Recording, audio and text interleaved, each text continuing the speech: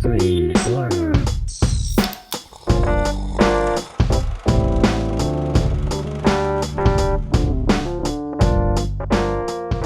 Hello and welcome to Screen Slurps, the movie review podcast where we discuss the good, the bad, and the savage in the world of cinema 1 month after we had been in our last episode. I'm Adam Meisner. And I'm Laura Herlunker. You heard it from me first, ladies and gentlemen, and Yoshis of all sizes.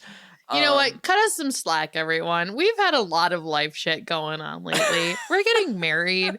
It was the holidays. We took a break, all right? It's not even a break. We took a let's just leave it mental off. health break. we just we put the microphone down for a hot second so we could figure out how we are getting married, how everything's coming together, and we were reassessing our goals for this new year. And don't doubt us when I say we were watching a lot of movies in between that time too. It was kind of like plan the wedding, turn the TV back on, and then go keep planning the wedding, and then go look at the television and see Terrence Howard and Hugh Jackman. What it comes down to siblings. is just we've had a lot of shit going on. And recording just fell off the radar for a bit. But we're back, baby. That's right. And as I was saying, one of those movies that we were watching is the movie of the week, Prisoners, where Terrence Howard and Hugh Jackman, they don't know what happened to their children. That's right. It was a lot. It was a lot going on, just like our lives of figuring out what the heck we were doing. Oh, I get sad for a second. I was going to say, we haven't lost any children, but we did, unfortunately. Yeah, that's, well. It was our cat. We can cut this out. We don't need to keep the sad bits in. I'm sorry. It was our little kitty child, Luna. My little Lulu, our Lulu monster. She unfortunately left us recently. Yes. So we pour one out for Luna in her honor. And with that being said, this episode goes out. Let's talk about happy things so I don't cry again. Before we get into the details of Prisoners, we're going to get into the details of our side slurps for the week. That's right, our side slurps, things we have done other than watch the movie of the week. Maybe we're watching other TV shows. Maybe we're watching other movies. Maybe we are dancing on the ceiling like Lionel Richie did back in the 80s. I believe that's when Dance on the Ceiling came out. Your guess is as good as mine. Certainly sounds like it, and he just got in the Rock and Roll Hall of Fame. That's a different cat that's meowing in the background. They probably can't even hear it. Artie, baby, no crying. You're a big girl now. So, Laura, what have you been up to this past week? God, as you mentioned, because it's been a while since we recorded, we've just had a lot of things that we've been digesting, but I have a few on here that I was going to mention. So firstly, a shit movie that I watched called The Invitation, which I think just came out last year. It's like a 2022 film, I believe. And it's about Dracula essentially.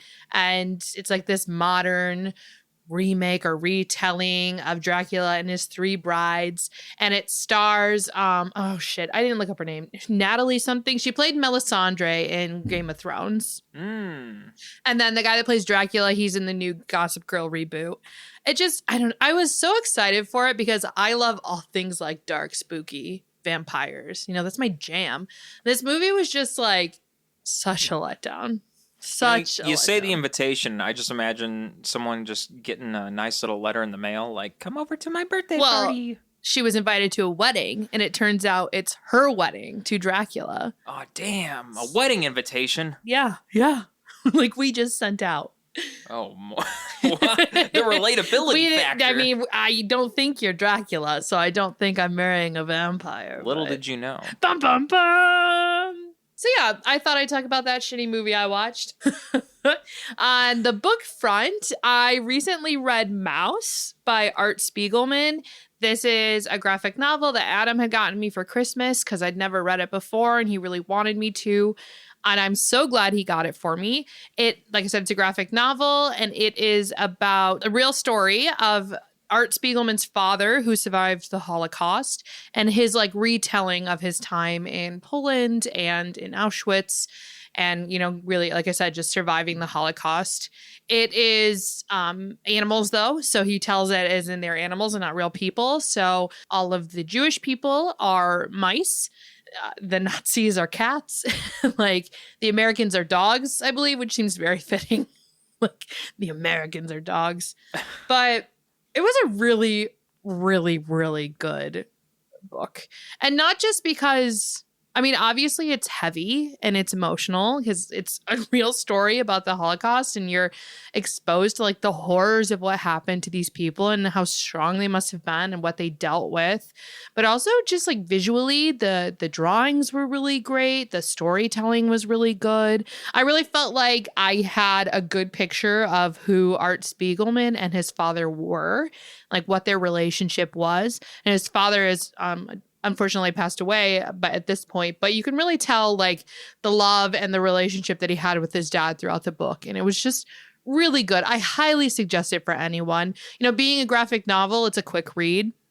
It is long, like there's a lot in there, but you can get through it pretty quickly. So I definitely suggest it. Absolutely, yeah. And I had read the book back when I was in high school, so I'm not sure that all of the intricacies, I'll say, really have stuck with me since I first read the book, God, 15 years ago or so. Yeah. So it's been a long time since I've really looked at the material, but I just remember it being very in-depth, and it's really something that from the moment you get onto the first page and start looking into it, it's very addicting to just keep on going and going for both the content that is covered in the book and the fact that it's a graphic novel. I mean, the two just pair so well together. Mm-hmm. As you're going through the book, the fact that it is definitely heavy though at times. Like I will say, I cried. Like as you can imagine, it's about the Holocaust, so you can imagine what happens in this book. So it's definitely a little dense, like not dense, it's heavy at times. So you do need to take some breaks, walk away, digest what you've just read, and then come back to it. I think the hardest part too is the fact that he's drawing this book based on what his dad was telling him. Yeah, that's what I'm saying. Like it's real. It's what he experienced. Yeah. So anyway, so that was a sad thing, but it was really good. And then the other thing I was just going to mention in my side slurps is wedding things, since that's my life right now. This last weekend, I had my bachelorette party. I just wanted to say, like, I am so incredibly lucky in that I have some of the most amazing friends and the most amazing sister, and they planned such a good weekend for me. We ate lots of good food. We went dancing. We made perfume. We played putt-putt, like all things that I love. They just know me so well and they treated me so well. And, even though like we had a hard time this weekend because, as we mentioned, we lost our baby, our cat, they were all there for me, and you were there for me, Adam, obviously. But I think it was, it was nice having them there to like keep me going and enjoying my weekend. So bachelorette weekend, a complete success. And yeah, I'm really excited for you to have your bachelor weekend in a few weeks, Adam. But yeah, I'm looking forward to it. And, I'm so happy to hear that of all the things that you were doing this past weekend, it sounded like a crazy time that you had the night that you guys all went out dancing and having a good time there. And also you had mentioned that you went to a design your own perfume place. Yeah, it was a lot of fun. You went and they had all of their like scents, and you went through and you just smelled everything and decided what you liked, and you'd like circle 10 of the scents that you really liked. And then the people that worked there would take like 3 of those scents and combine them together and then give you options. And they're like, okay, of these 4 that we've created for you, which one do you want the most? So it was a lot of fun getting to like try and think of good combinations. And some of the smells, like we were laughing because one was called like Twizzle and one was Swizzle. And we're like, what is this? What is Twizzle? What does Twizzle smell like? It sounds like, it sounds like Twizzlers or something. Well, Emily did. So my sister Emily said Twizzle smelled like Twizzlers, like licorice to her. I don't know if I could even pick, like, I don't think I could recognize the smell of Twizzlers, so that's pretty impressive. So it's a Herlocker thing. We've got good sense of smell. We're like bloodhounds. We can smell anything. I can't. I'll admit it. I just We get it from my mom. She has a really good sense of smell too. yeah, I don't know. But yeah, that's it for my side slurps, Adam. What do you got? Well, my week, I have just been, I'll say it like I'm Chris Farley, living in a van down by the river, minus the van and the river. I've just been around and about recording more music, putting out the ideas, and listening to a lot of, dare I say, more yacht rock music, because that's all I ever listen to most of the time. I just love Steely Dan and Kenny Loggins, and guys, just put out a list of music that sounds Michael like yacht McDonald. rock. Send it to us, because we will tell you if it's got our approval or not. Honestly, if it sounds anything like the genre of yacht rock, it probably has my approval. You have Adam's Please. heart. Yeah, you've and just send it to me because I want to listen to more and more of it. So I've been recording a lot of music like that, and I can't wait to be solidifying more of that, sharing more of that, and just completing more stuff like that as I continue to write and record more and more music like that.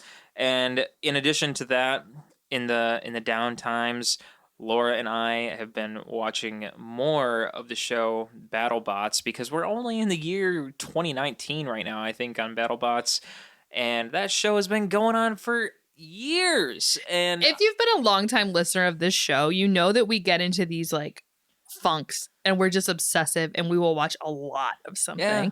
And we're currently in our BattleBots. yeah, I mean, I don't think they have every season of BattleBots available No, they for streaming. can't. They can't. Because that show has just been living forever, and it makes me want to kind of look up the oldest episodes of BattleBots and just kind of compare what did the old bots. BattleBots stages look like compared to the newest Speaking stages. of, I saw a TikTok of the current season and one of the bots looks nuts. So we need to hurry up and catch up so we can watch the current season. It is pretty crazy, the kind of things that these people are building for the show BattleBots. And don't feel like I'm only watching BattleBots, because we do also watch other things, as we mentioned. We do. However, some of those things include Chainsaw Man. I know a lot of people are watching Chainsaw Man. Well, so are we. And that show is pretty hysterical, by the way. And who doesn't want a version of that dog in their life? I mean, not just to become a chainsaw man, but that dog's adorable. That little chainsaw pup. You watched that without me, so I actually can't comment on this. Well, you know what? You can run back. So and maybe you'll rewatch it with me. yeah, you have to see that little chainsaw dog. That thing is adorable. And we've also been watching Too Hot to Handle season 2, because We need a trash we TV were kind of stuck in a rut with that one. We watched the first season, and I think they're even on season 3 now, aren't they? I think so. Yeah. Yeah. We're behind the times in some shows. We're ahead of the times in others. So season 2 of Too Hot to Handle. And can you even imagine if you're a guest on that show, you show up, you're like, I'm ready to party. Let's all just hook up. And then all of a sudden someone, actually, you can't do anything. The show is absolute garbage, but I love it. And, just for the heck of it, I woke up one morning and thought, let me just see what season 1 of Family Guy is like compared to the current season, because I was watching, you guessed it, a episode of Family Guy about yacht rock, and realized, you know what, let's see what season 1 looks like compared to where we're at now with Family Guy, and how the times have changed with that show. Yeah. Yeah. Because the first season, it was all just, these one-liner jokes, basically. And I feel like the characters have really evolved, too. Like, even Peter seems very different in this first season than I feel like he does in today's episodes. like, Peter in season 1 is incredibly incompetent. As he still is. But I feel like he's got a little more heart in the first season. Yeah. Like, he tries to a little more, and it's just that he's dumb. Where in later seasons, I feel like he's just so oblivious that he doesn't even, try. Yeah. And also, Stewie in season 1, and perhaps even in season 2 or season 3, but season 1, it's all about Stewie just trying to destroy everyone. I mean, that's still Literally. kind of his thing, like world domination. Per- Very perhaps, Salem but, from I mean- Sabrina the Teenage Witch. Yeah, but I mean, literally, it's just about him trying to take out Lois in season 1. Yeah. And later on, I think a big point is that everyone can kind of understand the things that Stewie's saying a little bit in season 1, whereas later on it's like it's only He's like- Brian and Stewie that Right. Like communicate with one another. he's just saying baby talk to Yeah. everyone else. I agree. It seems like in this first season, they can understand him a little bit more, Yeah. which is interesting. Yeah, interesting things. Interesting. But that's really what I've been doing just generally for this past week. And I want to talk about a few things that are really big in the film spectrum right now, in the film news. And I think one of the biggest things that has really been hitting me the past couple days is, well, I'm sure everyone's been seeing this, and if you haven't, open up your Facebook because it's in the news. AMC Theater increasing the pricing for seating if you go to a movie at an AMC Theater. Why? But Why you have are to be they- more specific. They're basing the seating based on where the seat is. So they're doing basing the pricing. Yeah, they're doing it like theaters, like stage theaters, where if it's like a good seat, it costs more than, I don't know, one that's off to the side or Well, I something. mean, it's more expensive essentially if you're sitting in the middle of the theater. Prime seating. Yeah. I mean, that's essentially what it is. It's like if you want a middle seat in the theater, it's going to be more expensive. Which I think is so dumb. Yeah. Like, movie theaters are not that big. It just, I don't know. It makes me mad. I mean, I don't get why they think it's a good idea. It's like Netflix trying to crack down on password sharing. I don't think it's going to do good for them. No, and I mean, most people already are at that point where they're already thinking, okay, the movie's coming out. It's going to be in theaters for maybe 2 or 3 weeks, and then it's going to a streaming service. Like, look at Glass Onion. Yeah. It started in theaters, and then it went to Netflix. And it's also, like, too, I mean, at least where we live, there are just so many good independent movie theaters that I would rather go to than an AMC anyways. Yeah. And this is just like proving my point even more. I'm like, well, obviously now I'm definitely not going to go to an AMC. Yeah. Like, I will go to Music Box or the new Alamo Draft House or the Davis. There's so many good independent movie theaters, which are a better experience anyways. So I have no need to go to AMC anymore. Yeah, and I mean, even if it is a little more costly, if at all, to go to Music Box, I don't think it everyone's even is. paying the same price to sit wherever they want. Yeah. Yeah. And I don't even think it's that much more expensive than an AMC, honestly. Right. So I just don't get even in like stage theaters, number one, those theaters are much, much bigger. And you're not looking at a screen, you're looking at a stage. So for me, it makes a little bit more sense to like pay higher prices for better seats, right? Because you're seeing live people. The dynamic is different. Movie theaters are not that big, and you can see the screen from wherever you are. So it's like, why? What is the point of charging more based on where the seat is? I don't get it. I think it's going to backfire on them. I really do. Yeah, I mean, I see no reason why they would think that would appeal to anyone, or why there would be like a desperate demand like, well, it's expensive to go, but I'm still going to go. Yeah, I don't. Was there any other news that you had up your sleeve? Yeah. So Lego just announced a new Lord of the Rings Rivendell set. It's like 6,000 pieces. Oh, boy. And it's all of Rivendell. It's essentially like every character, like the whole fellowship plus more. And it has like the room where Frodo like is healing. And Is it this part has of the adult Lego sets? it's for everyone. It has like the statue with the broken sword, Mithandril. Is that what it's called? No. I can't remember what the sword's called. Sorry. It has like the space where they met and they created the fellowship. It has everything. I feel very much like Stefan right now from SNL. You remember when Bill Hader did that sketch? And he was like, "This nightclub has everything." Do you remember that? No, I don't. That's what I feel like. But this Lego set has everything. And Adam, we do not have the room for it, but I want it. It's probably like a few $1,000s. Oh, it's probably expensive as hell.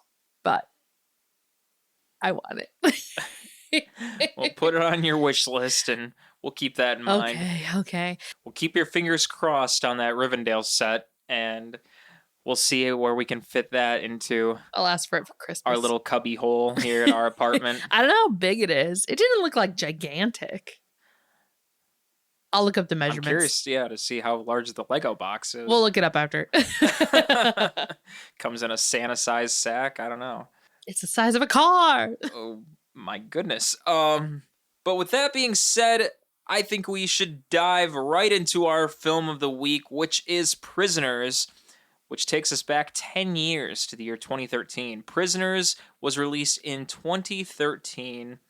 It is an American thriller film directed by, I believe, Come on, Adam. Denis Be French. Denis Villeneuve. Denis Villeneuve. Oh, the S is silent? Yeah, I think it's Denis.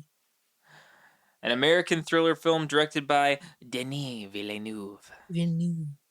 He directed Dune, by the way, if you didn't know that one. Dune, Charlie. Now we're getting too excited. Different movie. From a screenplay written by Aaron Gusakowski, the film has an ensemble cast including Hugh Jackman, Jake Gyllenhaal, Viola Davis, Maria Bello, Terrence Howard, Melissa Leo, and Paul Dano. You know, I was watching a video the other day, and it's not actually Gyllenhaal. I can believe that, honestly. Like, that's what everyone says. Everyone says Jake Gyllenhaal, but he was saying that's not actually how you pronounce it. And I can't remember how he said it now. We'll have to look it up later. Like, I don't know. It was something very different. Yeah, I don't doubt the man. Yeah. Did you know, though, that, so you said it was written by Aaron Guzikowski. It is based on a short story that he wrote that was inspired by Edgar Allan Poe's The Telltale Heart. You know, I feel like I read that somewhere. Read it but in thank you passing. for saying that. Fun fact number 1. Yeah, isn't that interesting? And I can see that too when watching the movie. I can see the inspiration. Allan Poe is dark, depressing. This is a dark movie. Yes. Yes, it is. And some other fun facts here with the movie. Some other people that played a very large part in making this movie. The film was produced by Broderick Johnson, Keira Davis, Andrew A. Kosov, and Adam Kalbrenner. The cinematography, we cannot forget this name, by Roger Deakins, one of the largest players in cinematography, I will say. Edited by Joel Cox and Gary D. Roach. And the budget was $46 million. And at box office, $122 million. Mm. So essentially, more than double. I mean, Roger Deakins, though, really is a big name. I know the name because of you. And then I was like, well, but let me look up specifically like what he's done. And I mean, he's done a lot with the Coen brothers, with Sam Mendes, and with Denis, obviously. Like, he did Shawshank Redemption, Fargo, Oh Brother, Where Art Thou? He did Skyfall, Adam, which we just watched. Roger Deakins also worked with the team that did WALL-E in coaching them in storyboarding and cinematography. He's all over. Big name. So, I mean, he was the one that was essentially helping with the visuals for WALL-E in terms of like how to do the shots and things like that, like the best way to get their visuals, like what they were going for. So, I mean, he obviously didn't animate WALL-E, but like he was kind of like, coaching them on what to do for perspective and things like that. So that's cool. I didn't know that. Learning new things every day. Yeah. Yeah, I mean, these are all very, very talented individuals working on this. However, let's get into the real meat and potatoes of this movie. Give us what a is synopsis. This movie about? Well, the plot of this film is Keller Dover, performed by Hugh Jackman, faces a parent's worst nightmare when his 6-year-old daughter, Anna, and her friend go missing. The only lead is an old motorhome that had been parked on their street. The head of the investigation, Detective Loki, which is Jake Gyllenhaal, and not to be confused with the Marvel Loki that we all know, arrests the driver, Paul Dano, but a lack of evidence forces Loki to release his only suspect. Dover, knowing that his daughter's life is at stake, decides that he has no choice but to take matters into his own hands. And that is essentially the basic synopsis of this entire film. Can I say I hate all of the names of the characters in this movie? Detective Loki and Keller Dover? So who is called Loki in real life? Detective Loki. What kind of name is Keller Dover? And like Terrence Howard's name is like Franklin, I think. Like the turtle. Yeah, it is Franklin. And it's just I'm like, what are these names? I mean, was Aaron Guzikowski just watching the Marvel film and thinking like, man, Loki, he's a detective now? Well, Loki is like a god in Norse mythology. So it's not from Marvel, it's from Norse mythology. I understand that, but then Marvel made it into something. Well, yeah. But I mean, it was also in like the Vikings, the TV show The Vikings, there's a character. Well, no, his name was Floki, but they were Norse. So maybe he's watching Vikings now and he's like, Floki, Loki. Well, okay. I mean, he was Floki, but they also like had the god Loki. So whatever. Moving on. I hate the names. I don't like the name Keller Dover. Name hater. I don't like it. Well, to start us off in this movie, I think it's very interesting that it starts off as I believe a birthday party. Thanksgiving. Oh, it's Thanksgiving? Okay. Shows how much I'm remembering as we start guzzling our way into the episode. So wrong holiday. A birthday party is my kind of holiday. I mean, so they're at Thanksgiving. What is Thanksgiving but a birthday party of you got a the giant US? turkey. I mean, that's my kind of birthday party. Just forget the cake. Honestly, I love Thanksgiving food. I would have that for my birthday. Just lay it down, put the candles in it. Make me a hot turkey sandwich with Thanksgiving leftovers. I would be so happy Light on my up. birthday. Put the candles in there. Yeah, stick them in some cranberry sauce. Family might be a little confused, but the kid asked for it, so. I don't even like turkey really, but for some reason I do when it's Thanksgiving. It's got 16 candles We are in there. so all over the place this episode. I think we're both hyped up on coffee right now. So, Thanksgiving. Thanksgiving. The kids are running around having the time of their life, and the parents are like, what is going on here? And the kids are like, we want to go outside. Can we go outside and play? And Hugh Jackman, who is every middle-class dad, is like, my fucking kids, okay. And so he asks his son, like, take them outside because I don't want them going out by themselves. And the kid who, he's from 13 Reasons Why. Yeah, 13 Reasons Why is like, okay, well, I guess I need 13 reasons to take these kids outside, but I'll take them outside, I guess.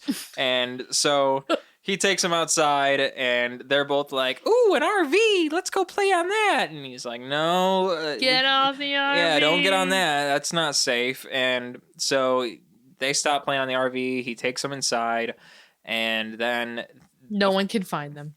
Yeah, I mean, they go back inside, and they're like, can we, like, they want to go back outside or go on a little trip. They snuck out. And they sneak out, or so we think. And, they go on their little trip in their big favorite rocket ship. Yeah, exactly. And so Hugh Jackman thinks that it was just them going out with the brother again, but he's like, no, I haven't seen him. Like, I don't know what's going on. And then the panic ensues. Yeah, panic. And we're ensues joking, already. but like, can you imagine? This movie is very dark. It is very sad. That is the moment that it becomes incredibly dark and very sad. These two families that are like, you read in the synopsis, the worst thing you can imagine has happened. Like, you cannot find your child. They're running around in the rain, like screaming their names. They can't find them anywhere. And that's when the panic starts. And yeah, if this was any other movie, I would just assume, like, all right, they're going to find the kid in like 2 seconds. Like, maybe the kid was unfortunately put over by another house, or they're going to find, like, worst case scenario, a corpse somewhere or something, but it'll be resolved. Like, it's going to resolve in 2 seconds. Like, it'll be fine. But there's no resolution here. Like, they do not find the kids. And scene after scene. That's the point of the movie. Yeah, that's the point of the movie. So scene after scene, we cannot find the whole these time kids. we're questioning, like, where are they? The whole movie, we're just like, where are the kids? Who took the kids? Are the kids alive? And who took the kids? Yeah. And then our 13 Reasons Why child, like, they were by an RV earlier. I think that's probably where it was. And then they can't find the RV, so clearly this RV has something to do with it. Well, but we don't know that. It's just we're assuming it is. Yeah, it's and an like the assumption. cops have like barely any evidence to go upon. So once Loki comes into the picture, like, he has no evidence. It's all circumstantial. He can't like pin everyone down. He has no real suspects. And that's like the main thrust of this movie then. It's just like there's nothing he how can can he pin do. anybody? Yeah, there's nothing he can do. And of course he's getting all this pressure from the parents, like from Hugh Jackman, who's like, particularly Hugh find Jackman my is just, fucking daughter. And Yeah. like this man is obviously involved, so charge him. But Loki's like, I can't, like, I have no evidence. I Right. can't keep him. And that's when Hugh Jackman's like, okay, well, I'm going to take this into my own fucking hands. Yeah. I'm going to arrest him, citizen's arrest, and I'm going to torture him until he tells me where my kid is. Just so no one's confused, Hugh Jackman does not say that to Loki. Well, no, that's just me, his internal voice. So yeah, I'm skipping around, but Paul Dano's character they find in the RV, so they arrest him and like hold him for questioning. But he seems like he has the IQ of like a 4-year-old. Like he doesn't seem like he's all there. They have no evidence really, other than that the RV was in that area. They don't find any, evidence of like the girls or anything in the RV. So he has to let him go. But Keller Dover is like, this man is obviously involved. Like he's saying these snide little remarks to me, and that he like, didn't he mention something when he was getting let go where he was like, they didn't cry until I left them or something like that. Yeah, when Keller Dover like pinned him to the ground. Yeah, and also he like watches him strangle his dog, and also singing the song that his daughter was singing earlier before she had gone missing. So Keller's like, I know this man is obviously involved. And the police are like, he's like, I'm done with the police. They obviously cannot do anything. They're inept. So like, I'm going to take it into my own hands. I'm going to torture Paul Dano until he tells me what I need. Yeah. And that gets pretty intense because Keller Dover, we find out he still has access to his old property, whether that's it's like a rundown apartment building. Yeah, essentially a rundown building. And so he can still go in and go out. No one else has, no one else owns it. And so essentially he's going in there and he essentially remodels one of the rooms to be a torture chamber. Pretty much. And then he puts Paul Dano there and invites Terrence Howard over, and Terrence Howard's like, what are we doing, man? We can't do this. This isn't right.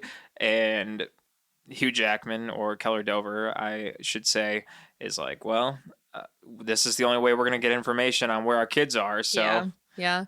Did you know that originally, when this movie first went through like its previews and reviews and stuff, it had an NC-17 rating because there was a lot more like graphic torture scenes? Which there still are some pretty intense torture scenes, but I guess there were a lot more. And so it got a rating of NC-17. So they cut a lot of that stuff to give it an R rating. It's pretty crazy. Yeah. I thought so. I love Hugh Jackman. So I love that man and everything he does. But I really liked him in this movie. Number one, because I feel like it's a different role from what he usually does.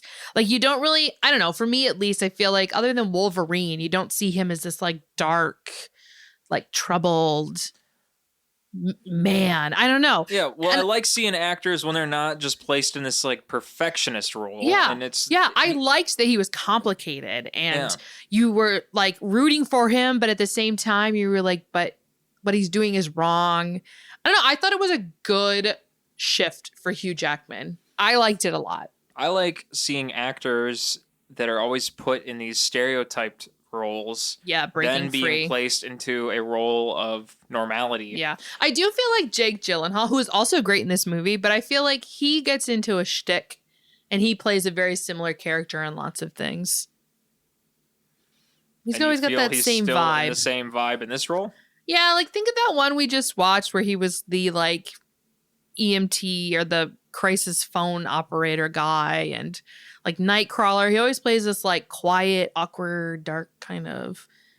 Well, Nightcrawler is not the same as this one. No, but the character is kind of similar. Maybe a little, but I don't think his character in Nightcrawler is at all like not personality wise, but like vibe wise, and the way he just doesn't have a big range. He always sounds and looks and does the same thing. I feel like he tried to be a little different in this movie. So we could talk about the tick, like the blink tick. I honestly, I noticed it right away. In this movie, Jake Gyllenhaal made a very conscious decision to have a tick. And he does this really aggressive blinking throughout the whole movie. And I asked Adam, I was like, does he always do this? Like, does Jake Gyllenhaal have a tick? And I've just never noticed it before. But then I did some research and no, it's something that he created for this specific character. Like the tick, the tattoos, the Freemason ring, those are all decisions that Jake Gyllenhaal brought to his character. But the tick was like so distracting for me. I hated it so much. I could only look at his eyes. You can't see me right now, but I'm doing the aggressive blinking. I didn't like it.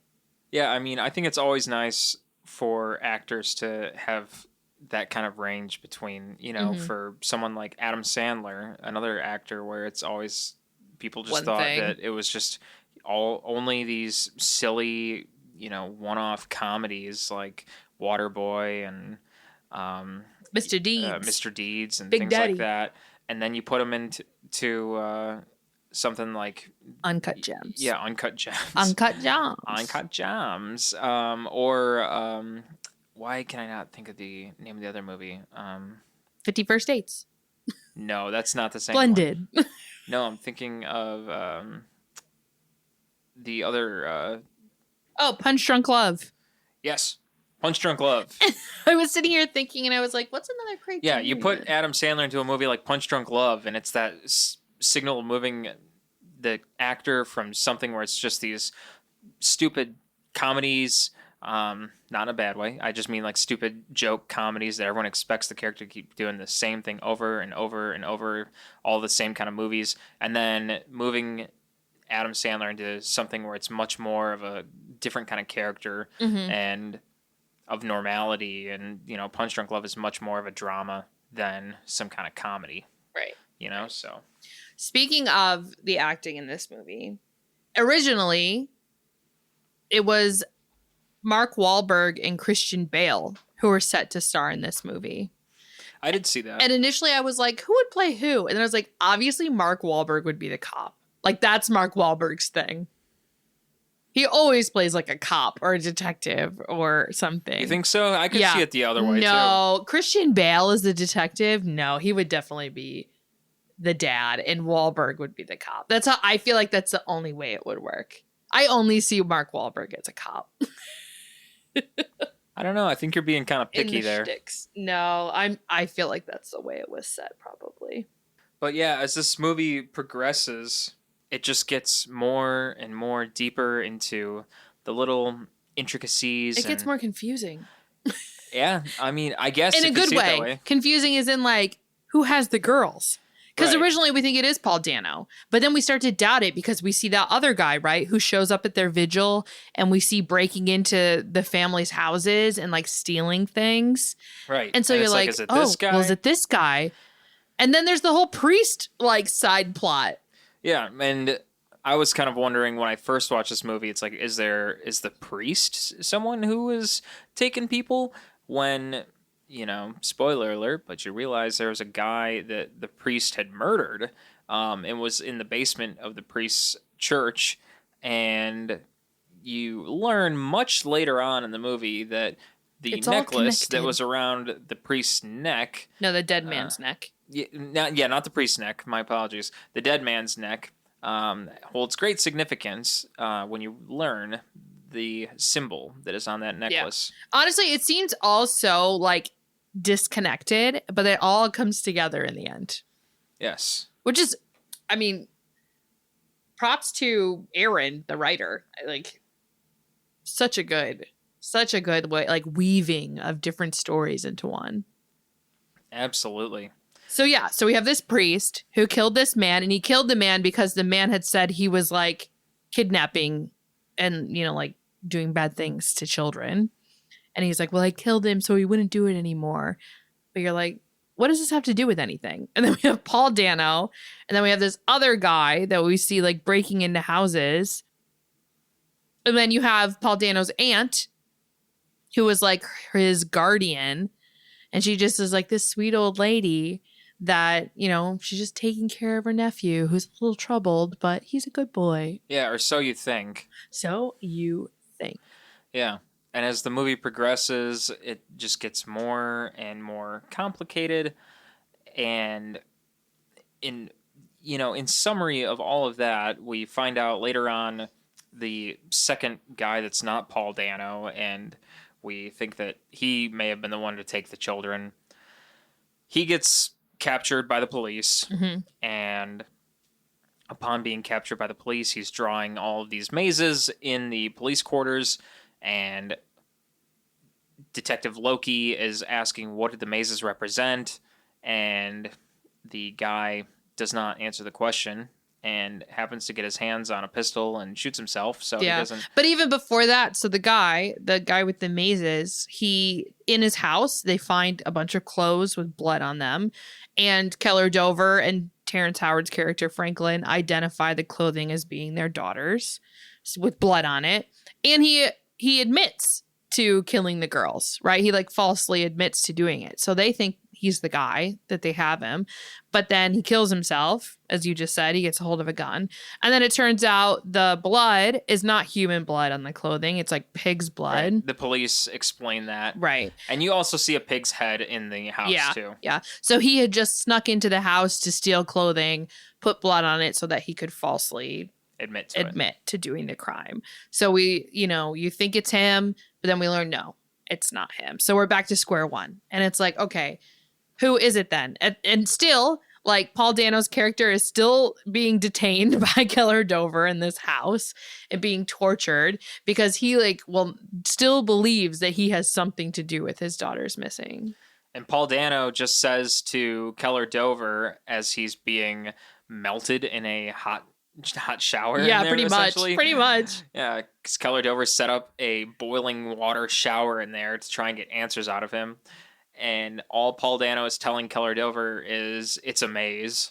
And Keller Dover is asking him, what does that mean? What does it mean that it's a maze? Yeah. And Paul Dano is not telling him what that means. And then one of the girls is actually found. So Franklin's daughter, Joy, she's able to escape. And they are reunited. She's reunited with their parents. And so obviously Keller Dover goes in there and he's like, do you remember anything? Where were you? Help us find, my daughter. And all she mentions is that, you were there. You were there. And they covered, our mouths so we wouldn't scream for you. And that's when you start to realize it was we know where the girls are. Keller Dover went to visit the nephew's aunt. And so he had to go back to the aunt's house to try and find his daughter. And this is when it all starts to get pieced together. And the old lady admits to being the one, right, to kidnap. And she says, her and her husband, they lost their son when he was very young. And as a sort of fuck you to God, they started kidnapping other children. Which is bonkers. So they actually kidnapped Paul Dano's character and raised it as their own. But he was a kidnapped boy. And then they tried to kidnap the other guy who falsely admitted, but he was able to escape or something.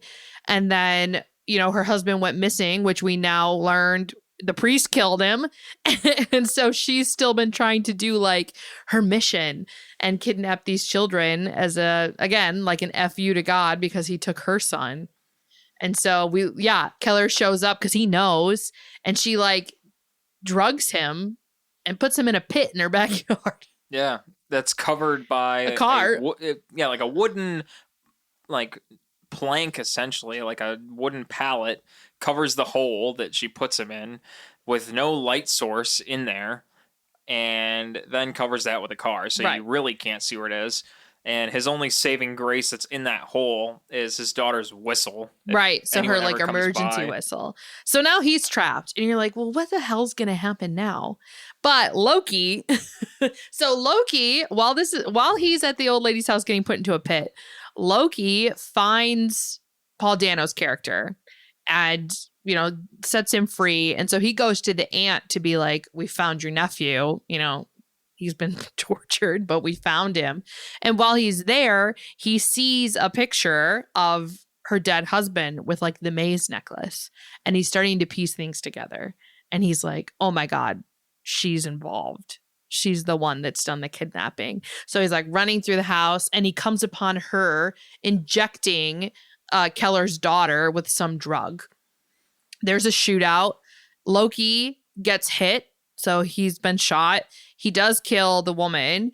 And then he has to like race to the hospital because the little girl is like dying while he's also dying because he was shot. Yeah. And he's like driving and he can barely see. That was one of the most nerve-wracking scenes for me because I was like, this is not safe.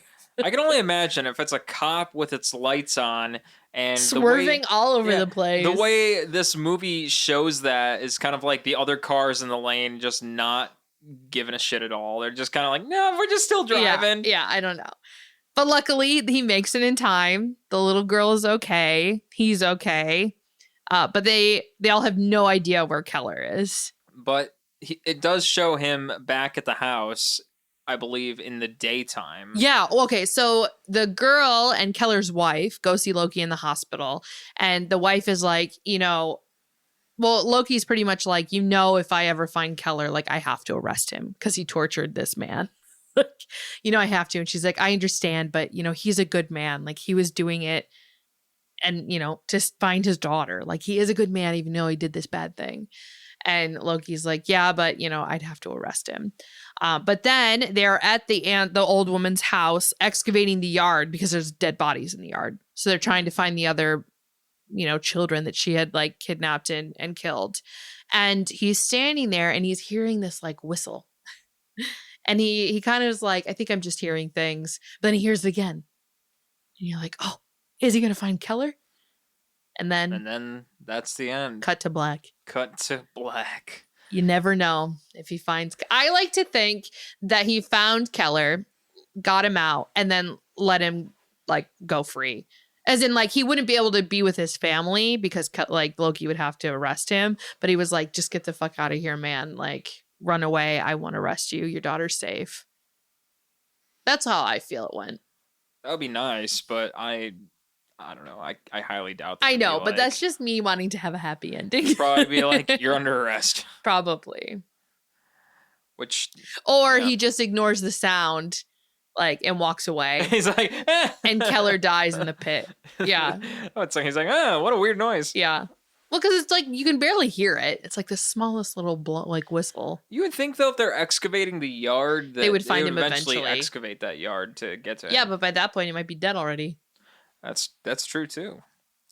But with all of that in mind, let's think about the reviews for this movie that other people were thinking about. One of the main ones to take a look at, Rotten Tomatoes.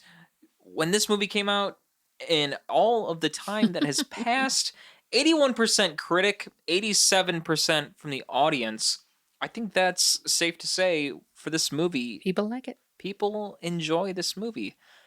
Yeah. I agree. And I pulled out one of the quotes that I thought kind of encapsulated pretty much everyone's reviews pretty well. And it says the film is has emotional complexity and a sense of dread that makes for absorbing and disturbing viewing. Yeah, I mean, this movie is pretty intense. It keeps you on your toes. Surprisingly intense. Yeah. To be honest. Yeah. When I was watching this movie, it's kind of like you get into it, you think it's going to be a safe ride for a thriller. And it's going to be a little bit of, riding your couch seat thinking like, oh man, like it's going to take me somewhere. But once you start watching it, you're really sitting there like, what is going on? Yeah. No, this movie has so many good things going for it. Like visually, writing wise, acting wise. Like you're saying, it's just, it has enough intrigue and, like tense drama to keep you watching it. Yeah, absolutely. Some, though, had a little bit more mixed reviews for this movie. Mainly our good old friends at Roger Ebert. So they only gave the film 2.5 stars. And from what I was reading through the review, I think what it came down to is just they felt it was like too much acting. That it didn't feel organic, I guess. What, do you want no acting? I mean, I think it's mainly due to Jake Gyllenhaal and his aggressive blinking. That's too much. If I blink my eyes, it's it was too much so for you? distracting. It wasn't just blinking. It was like blinking. It's bonking. It was too much. But again, overall, though, I would say this film had pretty good reviews all around. Yeah. Well, with that being said, I think that brings us into our slurps up or slurps down section of our episode. Slurps up meaning that we think this movie is worth checking out.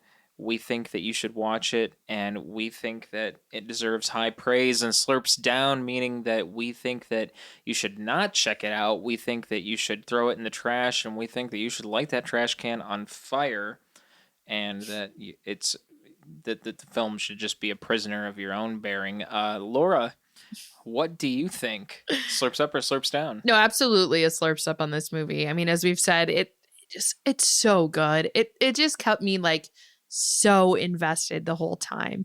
And as we said, visually, I mean, Roger Deakins, props to him. This movie was nominated for best cinematography, as it should be. It's so dark. The film reminds me a lot of Mystic River, which I think is another really great. I just love thrillers. And this one just like ticked all the boxes of what you need. And I think what's so great about it too, and what you see from reviews, is like lots of people like it. You know what I mean? Like it's a film that those who typically don't like certain genres or something will all enjoy. I mean, because we told your parents to watch it.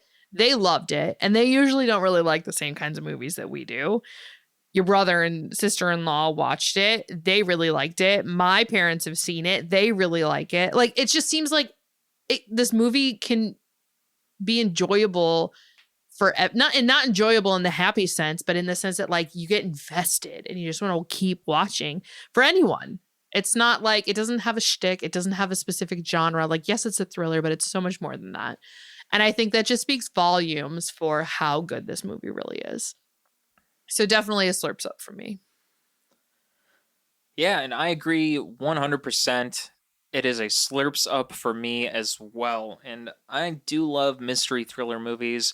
And particularly, I love this one. I love it for the actress' performances in this movie. And with Laura, with what she was saying about, the people at Roger Ebert saying it's too much acting, I say, throw it over your shoulder, man. I don't think it's too much acting. I love the performances in this movie. It's really just the blinking. And don't blink your eyes in this movie. It's not just blinking, Adam. Blink away. It's aggressive blinking. I thought this movie was fantastic, and I would highly recommend this movie. If you have not seen it yet, definitely check it out. Mm-hmm. It's worth it for the plot. It's worth it for the acting, and also, all the other technical aspects too. Cinematography, the music, the whole package. Whole shebang. It's worth it in all ratios, everything. So I highly recommend it. Slurps up 100% for the film Prisoners. Definitely check it out. And with that being said, that wraps it up for this episode of Screen Slurps. Be sure to follow us on social media at Screen Slurps on Instagram, Twitter, Facebook, and TikTok. And be sure to listen to us on Spotify, Ghana, or any other podcast streaming service out there. And if you enjoy what you hear, slide on over to Apple Podcasts and give us a 5-star rating. It will help us a lot. And if there's any crazy movies that you want to hear about, let us know. Leave a comment on one of our social media pages, and trust me when I say we will be sure to talk about it. So closing out, I'm Adam Meisner. I'm Laura Herwalker. Slurps up, and we will catch you later. Later.